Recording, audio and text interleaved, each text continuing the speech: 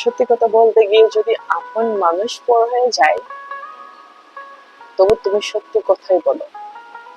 কারণ কারো কাছে পর হলেও আল্লাহর কাছে তুমি সত্যি প্রিয় মানুষ। হাই রে মানুষ, তার সাথে কথা বলার জন্য আমার মনটা ছটফট করে, আর তার হয়তো আমার কথা দিনে একবারও মনে পড়ে না। মনে রেখো প্রিয়, নকল মানুষের অতিরিক্ত মিষ্টিকতার চেয়ে আসল মানুষের রাগী কথাই ভালো। তুমি আমার জীবনের এমন জায়গায় আছো যে হাজার কষ্ট দিলেও আমি তোমাকে কোনো দিন বলতে পারবো না সরি, মাফ করে দাও। অপ্রিয় হয়েও বারবার প্রিয় হওয়ার চেষ্টা করেছি। অল্পতে কেঁদে ভাসিয়ে দেওয়া মানুষটাই একদিন শক্তভাবে কান্না লুকিয়ে হাসতে শিখে যায়।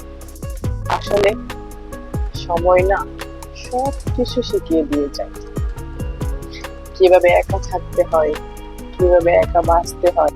আসলে কি জানেন, মায়া খুব খারাপ জিনিস। না দেয় ভালো থাকতে, না দেয় ভুলে থাকতে, না দেয় বাঁচতে। একা বাঁচতে শিখো, কারণ সময়ের সাথে মানুষের রূপ পরিবর্তন হয়ে যায়। বাস্তবতা কি জানেন, বৃষ্টি সারা জীবন রংধনু দেখা যায় না। নিজেকে আড়াল করেই দেখেছি বহুবার। প্রশ্নের মতো নেই কেউ আমার।